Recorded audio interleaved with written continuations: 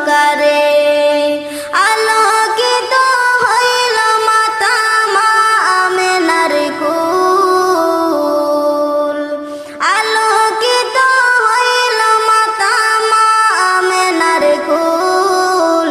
সকল নবী হইতে শ্রেষ্ঠ আখেরি রাসূল, তুমি কোন বাগানের ফুল। দু জাহানের বাদশা নবী পাইয়া সুখবর,